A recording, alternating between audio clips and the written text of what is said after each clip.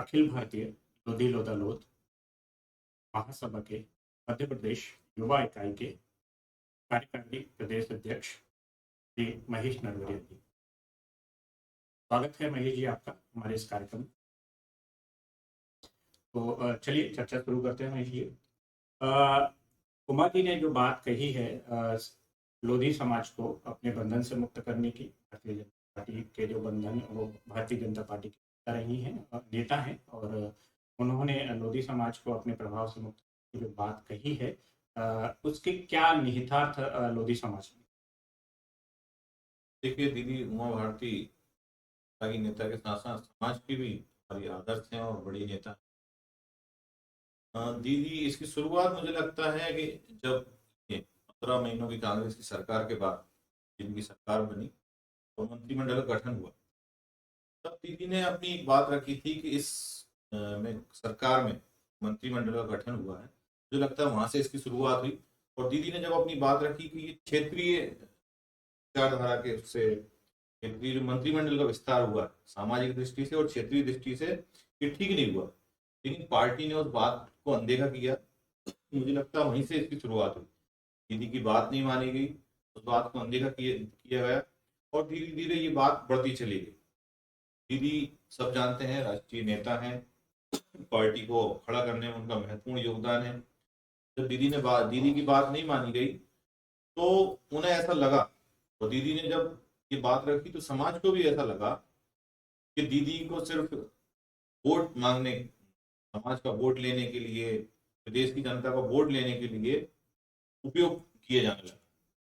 जब दीदी ने अपनी बात रखी तो हमें भी ये समझ में आया कि लंबे समय से मध्य प्रदेश में भाजपा की जब सरकार बनी तो उसका आगाज भी दीदी उमा भारती जी ने किया। उसके बाद निरंतर सरकारें बनती रही। जब दीदी ने अपनी बात रखी कि सिर्फ मेरी वजह से समाज वोट ना दे, तो एक महत्वपूर्ण बात दीदी ने बोली। उन्होंने कहा कि जब मैं वोट मांगने आती हूँ, क्योंकि मैं भाजपा की नेता हूँ, मेरी जिम्मेदारी है कि मैं पार्टी के लिए वोट मांगू। लेकिन समाज को एक बहुत अच्छी बात उसमें समझ में आई कि दीदी तो पार्टी की नेता है, वो वोट मांगने आती है, लेकिन उन्होंने साफ साफ कहा कि आप अपने हितों को देखते हुए अपने वोट दें। तो वहां से हमें समझ में आया कि कोई भी जब किसी पार्टी के साथ हमारा कोई राष्ट्रीय नेता हो, प्रदेश का नेता हो या अन्य कोई पार्टी का नेता हो, तो वो पार्टी के निहित या पार्टी के निर्देशों पे हमारे क्षेत्र में आता है।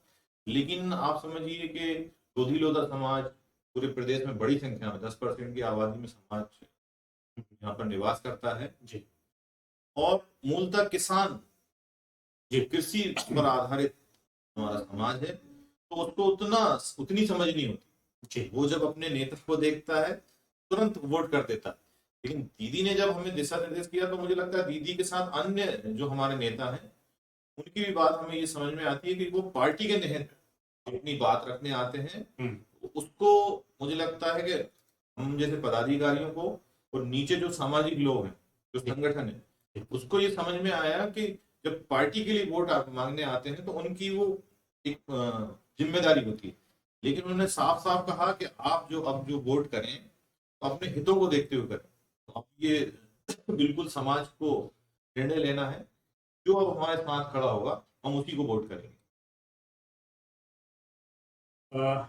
दीदी ने ये जो बात रखी है उससे एक बात तो स्पष्ट हो रही है कि कहीं ना कहीं कुछ ऐसे कारण रहे हैं जिनकी वजह से उनको ये बात कहनी पड़ी। तो मैं आपसे जानना चाहूंगा कि एक कार्यकारी प्रदेश अध्यक्ष के नाते कि ऐसे क्या कारण है, क्या वजह है कि लोधी समाज इस तरीके की बात दीदी को कहने पड़ी? क्या है वो कारण है या जिसकी वजह से ऐसा लग रहा है कि लोधी समाज में किसी प्रकार का रोष है? क्योंकि जब दीदी ने पहली बार ये बात कही तब से हम लोग भी ये बात करें। ऐसा कभी नहीं हुआ कि प्रदेश की सरकार में समाज का कोई मंत्री ना रहा। पहली बार ऐसी घटना हुई है कि प्रदेश में समाज को कोई नेतृत्व नहीं दिया गया। आप देखिए कि देश में जितने भी मंत्री हैं, समाज को कहीं कोई जगह नहीं दी गई। और सरकार में मैं समझता हूँ मजबूरी हो सकती है, जय जी आए उनके मंत्री ज्यादा बनाने पड़े तो हो सकता है कि कुछ असंतुलन हो, लेकिन प्रदेश कार्यकारिणी में कोई जगह हमें नहीं मिली। तो ये एक चिंता का विषय है और इससे पूरा समाज नाराज है और इसके हो सकता है आने वाले समय में परिणाम भी सरकार को होगा।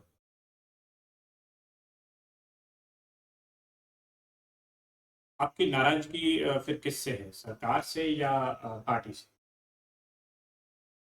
देखिए, पार्टी हो या सरकार, बेसिकली आप देखेंगे तो 90-95% गोदी लोधा समाज का जो वोट है वो भारतीय जनता पार्टी हो जाता है। लेकिन इसीलिए मुझे लगता है कि पार्टी ने ऐसी गलतफहमी पाल ली है हम्म, कि ये लोग अपने हितों के लिए नहीं लड़ते या लड़ नहीं सकते, या ये तो हमें वोट दे ही देंगे। जी। पर ऐसा नहीं है। हम्म, उसको अगर पार्टी विमुख हो रही है जी। तो हमें अपने हितों के लिए मुझे लगता है कि लड़ाई लड़ना पड़ेगी। और अब जो समाज को उचित स्थान देगा उसी के साथ हम जाने वाले। भारतीय जनता पार्टी ने लोधी समाज को दो दो मुख्यमंत्री दिए। फिर भी हो सकता है किसी कारण से वर्तमान सरकार में इस तरीके की प्रतिनिधित्व नहीं दे पाए लोधी समाज। पर क्या इस अर्थ में कि दो दो मुख्यमंत्री देने के बाद क्या आप जो बात कह रहे हैं कि प्रतिनिधित्व नहीं मिल रहा है अ, पार्टी में या सरकार में, वो कहाँ तक प्रासंगिक है?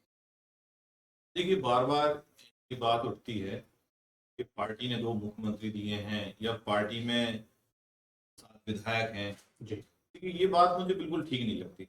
हम्म, आप समझिए कि जब स्वर्गीय बाबूजी कल्याण सिंह जी का बात आती है तो किसी भी पार्टी ने आपको लगता है कि उन पे कोई एहसान किया हो?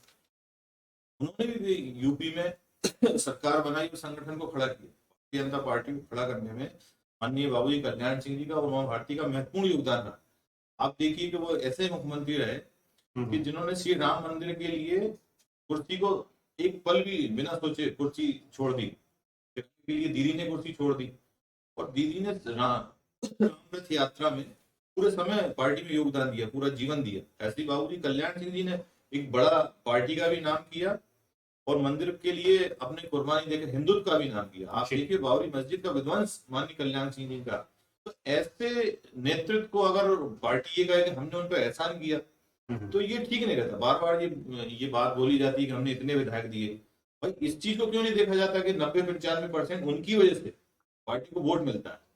उस चीज को देखना चाहिए। बस इसको ऐसा नहीं, मतलब मुझे ऐसा लगता है कि कहीं ना कहीं हम उनका अपमान कर रहे हैं ये बात बोलकर कि हमने 2 मुख्यमंत्री दिए।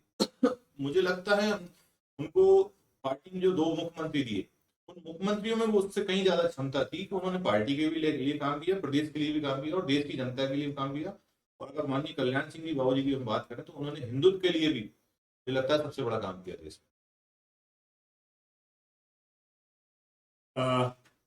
लोधी समाज मध्य प्रदेश की लगभग 65 विधानसभा सीटों पर प्रभावी भूमिका में रहता है। 90% जीत हार की भूमिका तय करता है। तो उमा जी ने जो बात अभी कही है, आपको क्या लगता है कि इसका क्या प्रभाव रहेगा आगामी चुनाव में? में। इसका निश्चित तौर पर 100% प्रभाव पड़ने वाला है। अभी तक हम जो चीजें समझते थे कि हमारा नेता आ गया, हमारे नेता ने जो बोला हमें वहां वोट करना, लेकिन दीदी की इस महत्वपूर्ण बात से ये साफ हो जाता है कि वो अपनी पार्टी की तरफ से आते हैं, ताकि समाज की तरफ से आते हैं ना संगठन की तरफ से आते हैं। वो पार्टी की तरफ से अपना काम करते हैं। संगठन की जहां तक बात आती है, समाज की जहां तक बात आती है, तो उन्होंने कहा कि आप उसी को वोट करना जो अपने हितों की रक्षा करे। हमने कई बार देखा, ज्यादातर आप देखेंगे तो भारतीय जनता पार्टी का ही समाज समर्थक रहा, लेकिन इस बार कई प्रदेश में घटनाएं हुई, आपने भी देखा होगा, आपने चलाया भी। जैसे बलात्कार की घटना हुई, कई लड़ाई झगड़ी घटना, हमने ये देखने को मिला कि जो मदद हमें सरकार से मिलना चाहिए वो बिल्कुल नहीं मिल रही। वो कई नेताओं ने तो विरोध में काम किया, और जिन नेताओं ने विरोध में काम किया, आप ये मान के चलिए कि वो किसी भी दल के, उसके साथ समाज बिल्कुल नहीं जाने वाला। और आगे के लिए भी आप ये मान के चलिए कि जो नेता एक गलत मुद्दों पे, ये नहीं कह रहे कि आप गलत चीजों को सपोर्ट करो, लेकिन जो हमारे वास्तविक मुद्दे हैं, जो हक की लड़ाई है, अगर उसमें हमारे खिलाफ खड़ा होता है तो समाज उनके भी खिलाफ होगा, और बिना किसी दलगत की राजनीति से हटके समाज एक तो एक साथ खड़ा हो, और ऐसे लोगों के साथ खड़ा होगा, ऐसे दल के साथ खड़ा होगा जो हमारे लिए खड़े होंगे। अब कोई भी पार्टी या कोई भी दल इस गलतफहमी में ना रहे, ये तो हमारा पेड वोटर है, ये हमें किसी भी नेता को भेजेंगे या किसी को भी हम आपसे बात करवाएंगे और वो वोट आसानी से मिल जाए। अपने हितों को देखते हुए, समाज के हितों को देखते हुए ही संगठन और समाज वोट करें।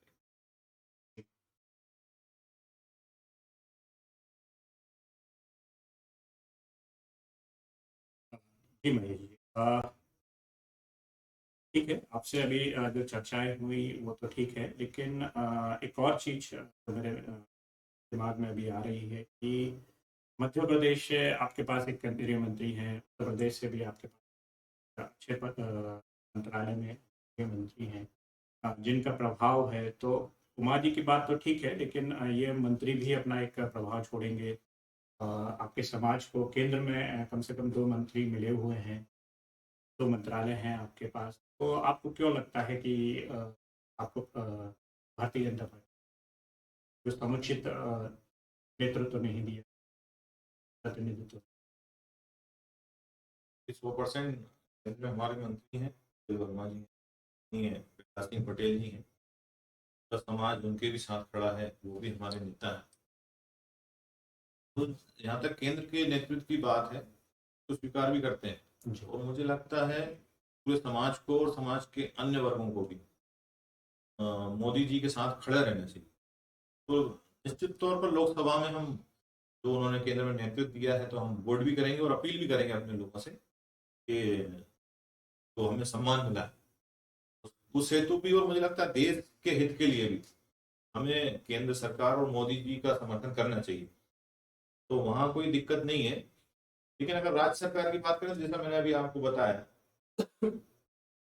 ऐसी क्या वजह रही क्योंकि माननीय प्रदेश अध्यक्ष वी डी शर्मा जी का, भाजपा के जो अध्यक्ष हैं, तो एक बयान मैंने एक दिन देखा कि उन्होंने सर्व समाज को नेतृत्व प्रदान किया है। के बाद मैंने एक सूची भी निकाली, आप भी दिखाना इसको, कि सूची मैंने निकाली तो मुझे लगा ही नहीं कि मतलब कहाँ नेतृत्व दिया है। आप अगर उसको देखेंगे तो पूरा समाज ही गायब, पूरा उसमें पिछड़ा वर्ग गायब। तो बी डी शर्मा जी ने किसके नाम लिए हैं, तो आप अगर सूची देखेंगे तो समझ में आएगा। मैं तो कह रहा हूँ आप दिखाना, मैं अच्छा रहा आपके माध्यम से कहूँगा, प्रदेश में लोग देखें कहाँ उन्होंने स्थान दिया। मंत्रिमंडल में ठीक है, पर मंत्रिमंडल में भी भाई संतुलन एक होना चाहिए ना। हम यहाँ अगर कई विषयों पे बात रखते हैं तो पूरे प्रदेश से हमारे पास समस्याएं आती हैं, और जो हमारी हम जिम्मेदारी भी समझते हैं उसको, कि समस्या जब आती है तो उसका निदान कैसे करेंगे। कई बार गलत लोगों पे, हमारे लोगों पे एफआईआर हो जाती है, हमारे अधिकारी परेशान है, और कई विषयों पे जो भी विषय समाज के आते हैं उनसे लड़ाई लड़ने के लिए कोई तो ताकत चाहिए ना। उसको जब कमजोर करेंगे तो आप संतुलन हो नहीं सकता। ये जहाँ तक केंद्र की बात है, प्रहलाद जी की बात है, या वी एल वर्मा जी की बात है, अन्य नेतृत्व की बात है, हम उससे 100% संतुष्ट हैं। और हम बाकी लोगों से भी निवेदन करेंगे कि मुझे लगता है आज देश को मोदी जी की जरूरत है, उसके लिए हम 100% समर्थ हैं। गत 5-6 महीनों में अगर देखा जाए तो मध्य प्रदेश की राजनीति में ओबीसी वर्ग काफी राजनीतिक आयोजन और आंदोलन हुए हैं। इसी के मद्देनजर रखते हुए मैं जो ओबीसी वर्ग है या जो पिछड़े समाज की राजनीति है उस पर आपके विचार हैं। कि सभी को अपने हक और अधिकारों की लड़ाई लड़ना चाहिए। योगी लोधा समाज भी ओबीसी वर्ग से ही आता है। देखते हैं कि पिछले समय में राजा हृदय शाह हो, उन्होंने देश के लिए भी लड़ी, नेतृत्व किया। अभी भी हम देखते हैं कि पिछड़े वर्ग के जो हक अधिकार हैं उनके लिए समय समय पर सब लोग आंदोलन करते रहते हैं। कि उदयी लोधा समाज भी पिछड़े वर्ग से आता है, की भी एक महत्वपूर्ण भूमिका उसमें होती है, और निरंतर अपनी मांगों जैसे जनगणना हो या अन्य जो विषय हैं कि जितनी जिसकी भागीदारी, संख्या भारी उतनी उसकी भागीदारी होना चाहिए। बिल्कुल अपने हिस्से की लड़ाई हमें सबको लड़ना चाहिए। ओबीसी वर्ग भी लड़ रहा है, हम भी लड़ रहा है। इसलिए जो जिन आयोजनों की आपने बात करी उसमें एक चीज देखने में आई कि कई बार मंच पर जो नेता होते हैं वो उत्तेजित हो जाते हैं, तो संयमित भाषा का मुझे लगता है प्रयोग नहीं होता। मुझे लगता है तो संयमित भाषा का प्रयोग होना चाहिए, और किसी अन्य वर्ग के लिए कोई ऐसी बात नहीं आना चाहिए कि जिससे वर्ग संघर्ष की स्थिति इस प्रदेश और देश में बने। पिछले कई आयोजनों में हमने ऐसे देखा है कि कई वर्गों में नाम लेकर या वर्गों को सूचित कर कर ऐसी स्थिति बनी कि वर्ग संघर्ष की स्थिति बनी। वर्ग संघर्ष की स्थिति इस प्रदेश और देश के लिए घातक है। इससे हमें सबको मुझे लगता है बचना चाहिए। और पिछड़े वर्ग की या अन्य वर्गों की जब हम संगठन की बात करें, संख्या की बात करें और आंदोलन की बात करें, ऐसे लोगों से दूर रहना चाहिए जो प्रदेश और देश के हितों को ना देखते हुए इस देश में कहीं अपने लिए अन्य जगह खोज रहे हो, या देश के लिए, प्रदेश के लिए किसी घातक स्थिति का निर्माण चाह रहे हैं। तो ऐसे लोगों से हमें दूर रखकर एक बुद्धिजीवी वर्ग को साथ लेकर, मैं ये नहीं कहता कि जो लोग काम कर रहे हैं वो बुद्धिजीवी वर्ग के लोग नहीं है, सभी लोग अपने हिसाब से सही काम कर रहे हैं, लेकिन मुझे लगता है अगर संयमित भाषा और संयमित नेतृत्व के साथ हम इसमें आगे बढ़े तो और अच्छे से हम इसको और मजबूत स्थिति में ला सकते हैं, बड़ी संख्या में कर सकते हैं। और जहां तक सरकारों की बात है, सरकार को भी इस बात का ध्यान रखना चाहिए कि इन वर्गों को नेतृत्व प्रदान करे, आगे लेके आए, और अपने जो जो हक और अधिकार जो वो चाह रहे हैं उस पर विचार सरकारों को भी करना चाहिए, उसका निदान करना चाहिए। और तो इस प्रदेश, जो प्रदेश और देश की स्थिति में हित में हो, पिछड़े वर्ग की स्थिति में हो। और मैं कहूंगा कि जैसे अभी हमने कुछ देर पूर्व बात करी, लोधी लोधा समाज के हित में हो, उस पर भी मुझे लगता है सरकार को ध्यान देना चाहिए, ताकि हम जुड़े रहें और हमारे लोगों के काम आसानी से होते रहें। प्रदेश का जो समाज है, जो हमसे अपेक्षा रखता है, अपेक्षा रखना भी चाहिए, उन्होंने इतनी महत्वपूर्ण जिम्मेदारी दी है, मुझे लगता है उसके लिए भी हमारे समाज को ताकत प्रदान करना चाहिए, जिससे हम लोगों के काम करवा। साथियों, ये थे अखिल भारतीय लोधी लोधा लोध मध्य प्रदेश युवा इकाई के कार्यकारी प्रदेश अध्यक्ष श्री महेश नरवरिया जी। और हम चर्चा कर रहे थे उमा भारती जी के राजनीतिक बयान में दिया है, जिसमें उन्होंने लोधी समाज को अपने प्रभाव से मुक्त करने की बात कही थी। और तो ये कहा था कि वह जो वोट है आगामी चुनाव में वो अपने हित अहित को देख कर करे। इसकी वजह से जो राजनीतिक परिदृश्य बना है उसी को लेकर आज हम महेश जी से चर्चा करी है। महेश जी ने कुछ अच्छे बिंदुओं को रखा है, ताकि जो भी लोधी समाज के जो रोष है या जो आकांक्षा है वह उनके खुद के नेतृत्व को एक अच्छी तरीके से प्रभावी बनाने के उद्देश्य से है, ना कि वर्ग संघर्ष को बढ़ाने के उद्देश्य है। और साथ ही साथ उनको वो एक अपेक्षा कर रहे हैं कि संगठन और पार्टी दोनों में ही लोधी समाज का प्रतिनिधित्व। बहुत बहुत धन्यवाद महेश जी हमारे साथ जुड़ने के लिए। बहुत बहुत